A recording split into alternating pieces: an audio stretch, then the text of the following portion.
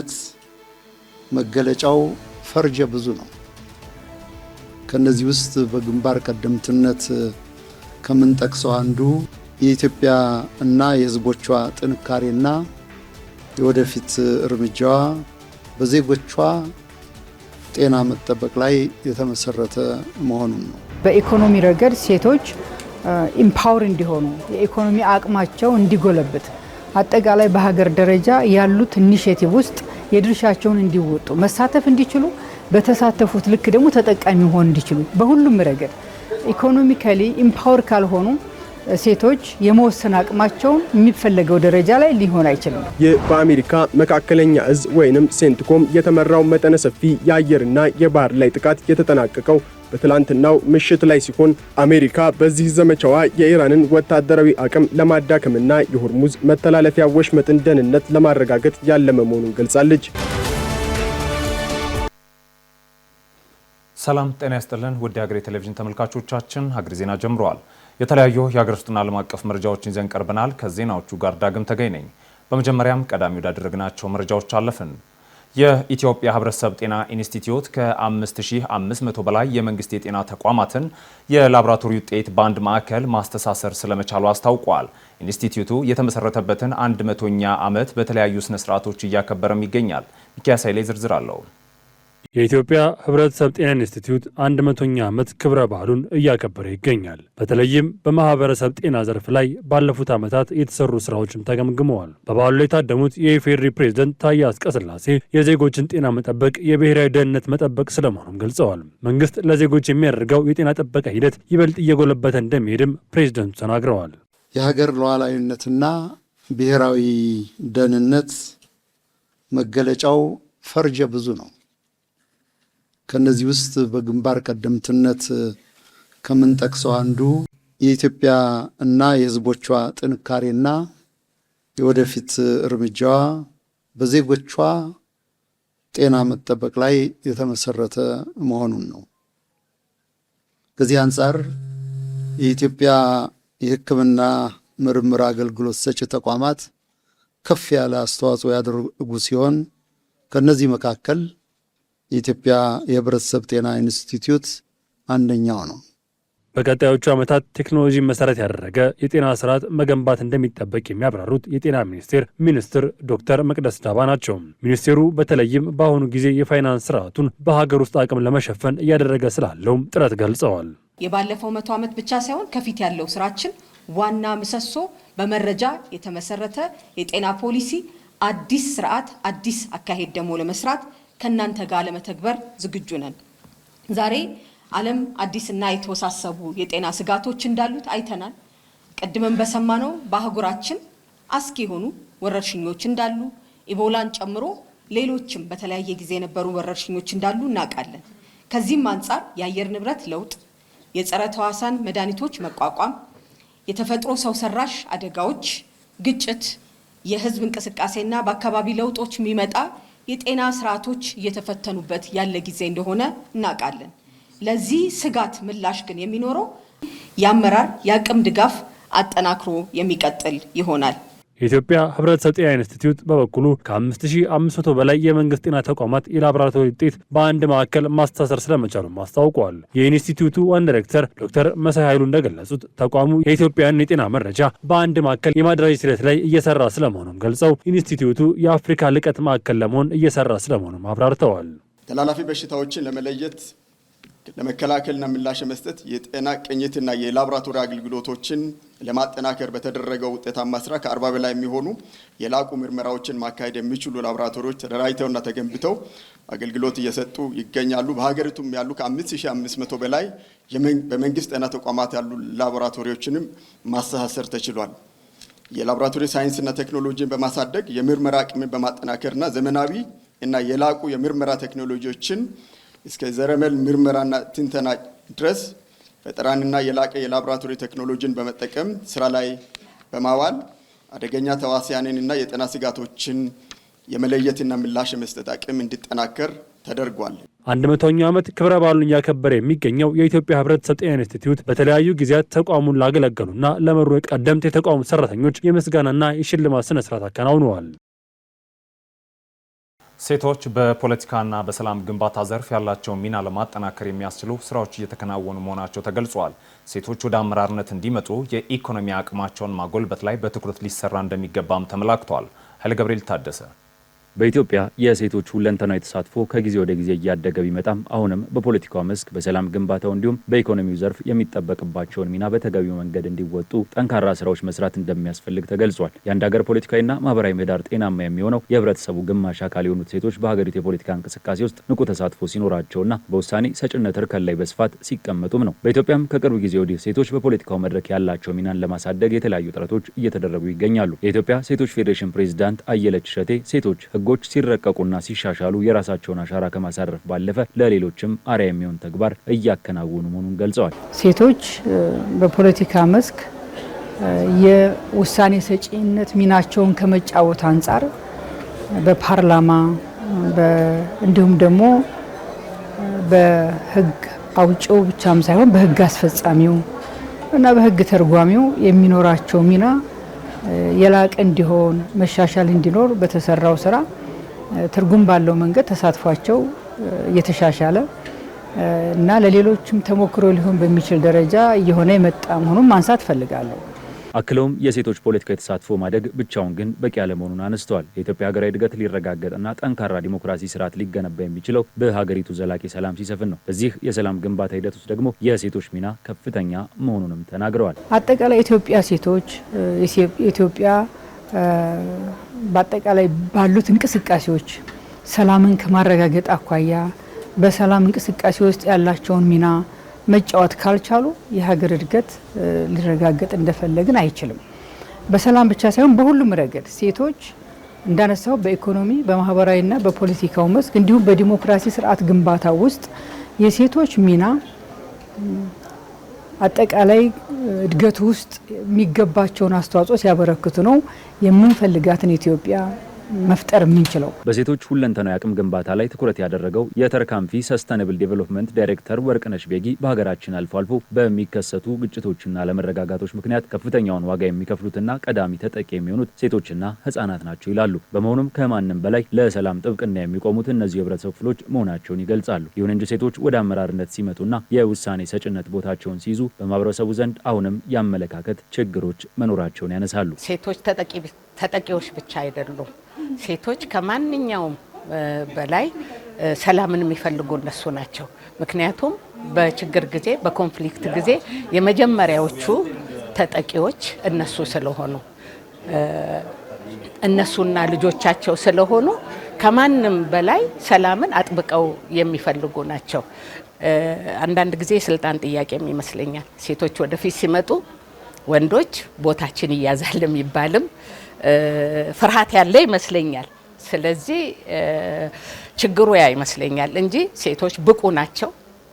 የሚሰጡትን አመራር እንግዲህ እያየን ነው። በከፍተኛ አመራር ላይ ያመጡትን ለውጥ እያየን ነው። ግን ችግሩ ምንድነው? ቦታ ላለመስጠት ወደ ኋላ የመግፋቱ ችግር ነው ያለ ይመስለኛል። ሴቶች በፖለቲካ ያላቸው ተሳትፎ እንዲሰፋ፣ የሰላም ግንባታው ላይ ያላቸው ድምጽ እንዲሰማ እንዲሁም የመወሰን አቅማቸው እውን እንዲሆን ከሁሉ አስቀድሞ የኢኮኖሚ አቅማቸው መጎልበት ይኖርበታል ሲሉ የኢትዮጵያ ሴቶች ፌዴሬሽን ፕሬዝዳንት አየለች እሸቴ ይናገራሉ። የኢትዮጵያ ሴቶች ፌዴሬሽን ስትራቴጂክ እቅድ አለው። ከዛ የሚቀዳ አመታዊ እቅድ አለው። ስለዚህ በኢኮኖሚ ረገድ ሴቶች ኢምፓወር እንዲሆኑ የኢኮኖሚ አቅማቸው እንዲጎለብት አጠቃላይ በሀገር ደረጃ ያሉት ኢኒሼቲቭ ውስጥ የድርሻቸውን እንዲወጡ መሳተፍ እንዲችሉ በተሳተፉት ልክ ደግሞ ተጠቃሚ መሆን እንዲችሉ በሁሉም ረገድ ኢኮኖሚካሊ ኢምፓወር ካልሆኑ ሴቶች የመወሰን አቅማቸውን የሚፈለገው ደረጃ ላይ ሊሆን አይችልም።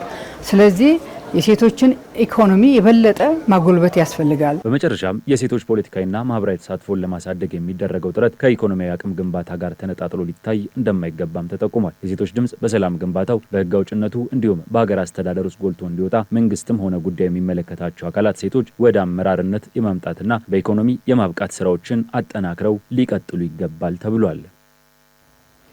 የአሜሪካ ጦር ሐምሌ በኢራን ላይ ጀምሮት የነበረውን ወታደራዊ ዘመቻ ማጠናቀቁን የአሜሪካ ማዕከላዊ እዝ ሴንቲኮም ገልጿል። ጥቃቱ የኢራን የጦር መርከቦች፣ የአየር መከላከያ ስርዓቶች፣ የሚሳኤልና የድሮን አቅሞች እንዲሁም የባህር ዳርቻ ክትትል ተቋማትን ኢላማ ማድረጉን ተነግሯል። ደምሶሽ ፈራው አሜሪካ በኢራን ወታደራዊ ይዞታዎች ላይ መጠነ ሰፊ ጥቃቶችን ፈጽማለች።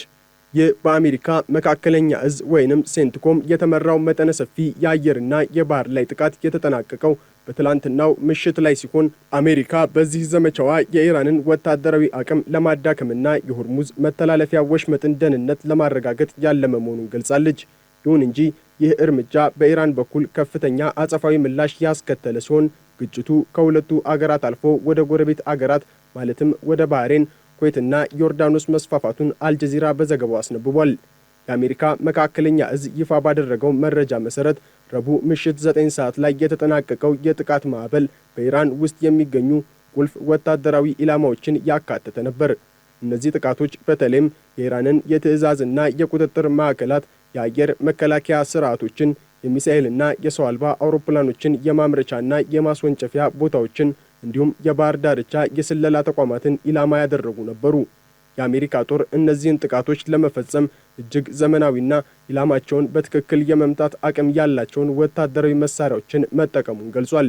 የጥቃቱ ዋነኛ ዓላማም ኢራን በሆርሙዝ ወሽመጥ በኩል የሚያልፉ የንግድ መርከቦችን ደህንነት ለማወክ የምታደርገውን እንቅስቃሴ ለመክታት እንደሆነ ሴንትኮም አስታውቋል። በተለይም በባንደር አባስ አካባቢ የተፈጸሙት ጥቃቶች የኢራንን የባህር ኃይል እንቅስቃሴ በእጅጉን ሊያዳክሙ እንደሚችሉ ወታደራዊ ተንታኞች ይገምታሉ። ከዚህ የምሽት ጥቃት ቀደም ብሎ በነበሩት ሰዓታትም የአሜሪካ ጦር በታላቋ ቱንብ ደሴት ላይ የሚገኙ የባህር ዳርቻ መከላከያዎችንና የክሩዝ ሚሳኤል ጣቢያዎችን ለ90 ደቂቃዎች ያህል በዘለቀ ጥቃት ደምስሷቸዋል። ይህ እርምጃ በቀጥታ በአሜሪካ ጦር ኃይሎች ጠቅላይ አዛዥ ወይንም በፕሬዝዳንቱ ትዕዛዝ የተፈጸመ መሆኑ ዋሽንግተን ለኢራን የምትሰጠው ምላሽ ወደ ከፍተኛ የውሳኔ ደረጃ መሸጋገሩን ያሳያል ሲል ቢቢሲ አስነብቧል። አሜሪካ ኢራንን ተጠያቂ ለማድረግ የወሰደችው ይህ እርምጃ በሁለቱ አገራት መካከል ለሳምንታት የዘለቀውን የቃላት ጦርነትና ተከታታይ ግጭቶችን ተከትሎ የመጣ ነው። በሌላ በኩል አሜሪካ በኢራን ላይ የጣለችውን የባህር ላይ እገዳ ተግባራዊ ለማድረግ በወሰደችው እርምጃ በፋርስ ባህረ ሰላጤ ውስጥ ወደ ኢራን ወደብ ለመግባት የሞከረች አንዲት የነዳጅ ጫኝ መርከብ ላይ ጥቃት ፈጽማለች። የኩራካኦ ሰንደቅ ዓላማን የምታውለበልበው ኤምቲ ቤልማ የተሰኘች መርከብ ምንም አይነት ጭነት ባይኖራትም ወደ ኢራኑ ካርግ ደሴት ለማምራት በምታደርገው ጥረት የአሜሪካን ተደጋጋሚ ማስጠንቀቂያ ባለመቀበሏ በአሜሪካ የጦር አውሮፕላኖች በተተኮሱ የሄልፋየር ሚሳኤሎች ጉዳት ደርሶባታል። ሚሳኤሎቹ በተለይ የመርከቧን ጭስ ማውጫ ኢላማ በማድረግ የተተኮሱ ሲሆን ይህም መርከቧ ጉዞዋን እንድታቆም አድርጓታል። ይህ ክስተት አሜሪካ የባህር ላይ እገዳዋን ምን ያህል በጥብቅ እየተገበረችው እንደሆነ ለዓለም ያሳየችበት አጋጣሚ ስለመሆኑም የሮይተርስ ዘገባ ያሳያል። በ24 ሰዓታት ውስጥ ብቻ አሜሪካ 2 የንግድ መርከቦችን አቅጣጫ እንዲቀይሩ ስታደርግ አንዷን ግን በኃይል ለማስቆም ተገዳለች። ይህ የአሜሪካ ወታደራዊ እርምጃ በኢራን በኩል ከፍተኛ ቁጣንም ቀስቅሷል። የኢራን እስላማዊ አብዮታዊ ዘብና የሀገሪቱ መደበኛ ሰራዊት ባወጡት መግለጫ የአሜሪካን ጥቃት ለመመከትና አጸፋ ለመመለስ ወደ ጎረቤት አገራት የሚሳኤልና የድሮን ጥቃቶችን መክፈታቸውን አስታውቀዋል። በተለይም በባህሬን የሚገኘውን የሼክ ኢሳ አየር ማረፊያ ኢላማ ያደረገው ጥቃት መፈጸሙን ኢራን ገልጻለች። በዚህ ጥቃት የአሜሪካ ጦር የሚጠቀሙባቸውን የኮሙኒኬሽን፣ የራዳር ስርዓቶችና የፓትሪዮት አየር መከላከያዎችን ማውደሟን የኢራን ጦር ይፋ አድርጓል። በተጨማሪም በኩዌት የሚገኘው የአሊ አልሳሌም አየር ማረፊያና የአሹባይ ወታደራዊ ወደብን በድሮንና በሚሳኤል መምታቷን ገልጻለች። ኢራን እነዚህን ጥቃቶች የፈጸመችው አሜሪካ በሐፋዝ በሚገኝ የህፃናት ካንሰር ሆስፒታልና በኢላም ግዛት በሚገኝ የውሃ ማጣሪያ ፋብሪካ ላይ ጥቃት ፈጽማለች በሚል መነሻ እንደሆነ ገልጻለች። ይህ የኢራን ወታደራዊ ምላሽ ግጭቱ አሁን ላይ በቀጥታም ይሁን በተዘዋዋሪ ወደ ቀጠናዊ ጦርነት እያደገ መሆኑን የሚያሳይ ነው ሲል ሮይተርስ ዘግቧል። የኢራን ከፍተኛ ባለስልጣናት በተለይም የሀገሪቱ የበላይ መሪ አማካሪ የሆኑት አሊ አክባር ቬላያቲ የሆርሙዝ ወሽመጥ የኢራን የግዛት አካል መሆኑንና ማንም ኃይል ከኢራን እጅ ሊነጥቀው እንደማይችል በጽኑ አስታውቋል። ቬላያቲ አክለውም የባህር ወሽመጡ በኢራን ሉዓላዊነት ስር መቆየቱን ያረጋገጡት የበላይ መሪው አያቶላ ሰይድ ሞሽታባ ካሚኒ መሆናቸውንም አረጋግጠዋል።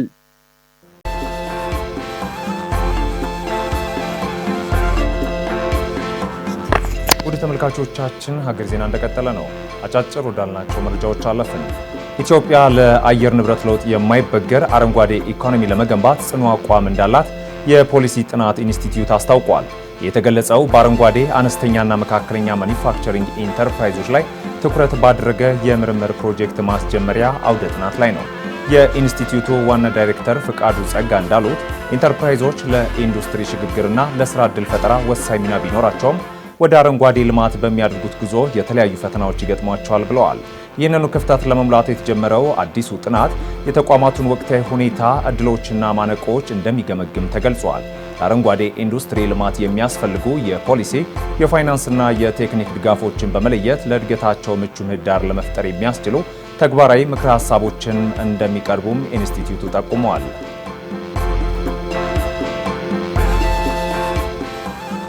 አሃዱ ባንክ ላለፉት 4 ዓመታት ሲያከናውን የቆየውን የአረንጓዴ አሻራ መርሃ ግብር ዘንድሮም በሀገር በቀል ችግኞች ላይ ትኩረት በማድረግ ችግኝ ተከላ አከናውኗል። በመርሃ ግብሩ ኮሶ፣ ብርብራ፣ ወይራ፣ ዝግባ፣ ዋንዛና ኮርች የተባሉ ሀገር በቀል ችግኞች ተተክለዋል። ባንኩ በተለያዩ ስፍራዎች ሲያካሂድ የቆየው የችግኝ ተከላ ውጤታማ መሆኑ የተገለጸ ሲሆን በተለይም ባለፈው ዓመት በተተከሉ ችግኞች ላይ እስከ 90 በመቶ የሚደርስ የጸደቁ ችግኞች መመዝገባቸውን የባንኩ የማርኬቲንግና ኮሚኒኬሽን ዳይሬክተር አብይ መልካ ገልጸዋል። የስኬት ባንኩ ዘንድሮውን በተመረጠው ቦታ ላይ ተከላውን በልዩ ዝግጅት እንዲቀጥል መነሳሳት እንደፈጠረለት ጠቁመዋል። ከታላቁ የኢትዮጵያ ህዳሴ ግድብ ንጋት ሐይቅ በተጠናቀቀው በጀት ዓመት ከ10,700 ቶን በላይ የአሳ ምርት ተገኝቷል ሲል የቤኒሻንጉል ጉሙዝ ክልል ግብርና ቢሮ ገልጿል። የክልሉ ግብርና ቢሮ የእንስሳትና የአሳ ሀብት ልማት ዘርፍ ምክትል ኃላፊ ዶክተር ብርሃኑ ኢትቻ በንጋት ሐይቅ አሳ ማስገር ሥራ 46 ማህበራት ተደራጅተው እየሰሩ መሆኑን ገልጸዋል። በተጠናቀቀው የበጀት ዓመት ከንጋት ሐይቅ ብቻ 10,799 ቶን አሳ ማምረት መቻሉንና በክልሉም የአሳ ምርት እድገት ማሳየቱን ተናግረዋል። የተገኘው ምርት ከ2017 በጀት ዓመት ጋር ሲነጻጸር በእጥፍ መጨመሩን ጠቅሰው በቀጣይ ተጨማሪ ማህበራት ወደ ስራ የሚገቡ መሆኑን ጠቁመዋል። የንጋት ሐይቅ በተለይም በአሳ ምርት ላበረከቱ ወጣቶች የስራ ዕድል እየፈጠረ መሆኑን ምክትል ኃላፊው ለኢዜአ ተናግረዋል።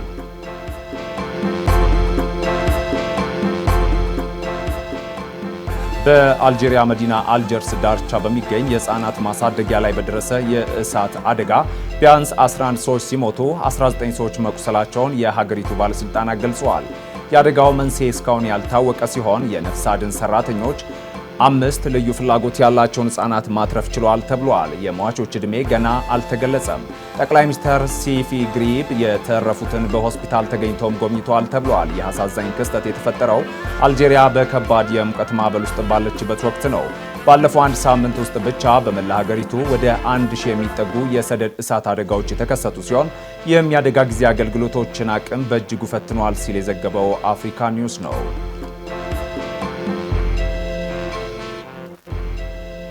ፕሬዚዳንት ቮሎዲሚር ዘለንስኪ ባደረጉት የሹምሽር ለውጥ የዩክሬን ፓርላማ ከፍተኛ የኢነርጂ ዘርፍ ኃላፊ ሰርጂ ኮሬትስኪን የሀገሪቱ አዲስ ጠቅላይ ሚኒስትር አድርጎ አጽድቋል።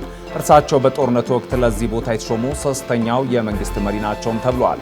በሙያቸው መሐንዲስና ኢኮኖሚስት የሆኑት የ48 ዓመቱ ኮሬትስኪ ከዚህ ቀደም በመንግስት የኃላፊነት ቦታ ላይ ሰርተው አያውቁም።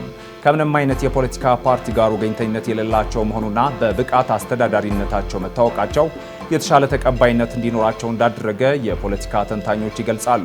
ኮሬትስኪ በነዳጅ ምርት፣ በኢነርጂ አቅርቦትና በዓለም አቀፍ ፋይናንስ ከ20 ዓመታት በላይ ልምድ ያካበቱ የተከበሩ ባለሙያ መሆናቸውም ተነግረዋል። ከግንቦት 2025 ጀምሮ የሀገሪቱን የጋዝ ምርትና አቅርቦት የሚቆጣጠረውን ትልቁን የመንግስት ኩባንያ ናፍቶ ጋዝን በዋና ስራ አስፈጻሚነት ሲመሩ የነበረ ሲሆን ከዚህ ቀደምም ዩክሬን ናፍታ የተሰኘውን የሀገሪቱን ግዙፍ የነዳጅ ኩባንያ መምራታቸውን ሮይተርስ ዘግቧል።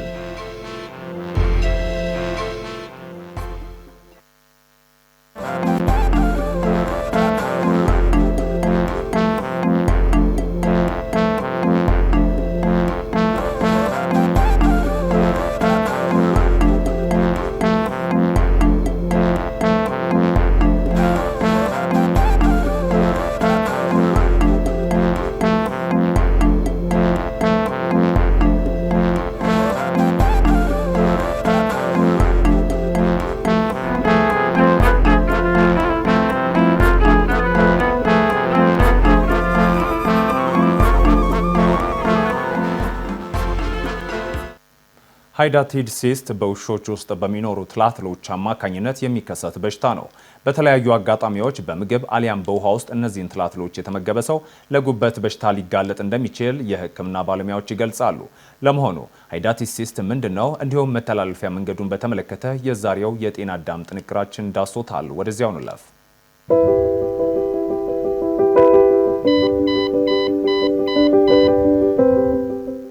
ሰላም።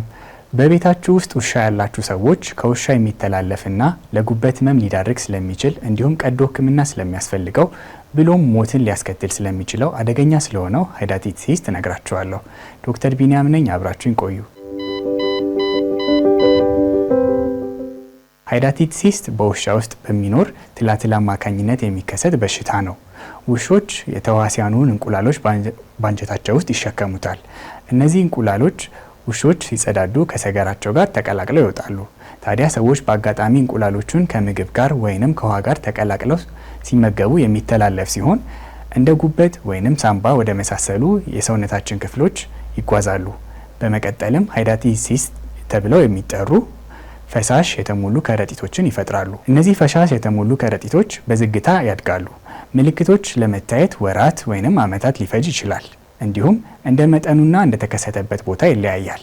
ለምሳሌ እነዚህ ከረጢቶች በጉበት ውስጥ ከሆነ የተከሰቱት በቀኝ በላይኛው የሆድ አካባቢ ላይ ህመም ወይንም እብጠት መኖር፣ አይን ቢጫ መሆን፣ ድካም ዋነኞቹ ምልክቶቹ ናቸው። ሳምባ ላይ ከተከሰተ ደግሞ ማሳል፣ የደረት ህመም፣ ትንፋሽ ማጠር ይጠቀሳሉ። አልፎ አልፎ እነዚህ ፈሳሽ የተሞሉ ከረጢቶች ሊፈነዱና ለሞት ሊዳረጉ ይችላሉ። ታዲያ የሃይዳቲድ በሽታን እንዴት መከላከል ይቻላል? አንደኛ፣ እንስሳትን ከያዙ ወይንም ከነኩ በኋላ እጅን በደንብ በሳሙናና በውሃ መታጠብ። ሁለተኛ፣ ውሾችን በየጊዜው የትላትል መድኃኒት መስጠት።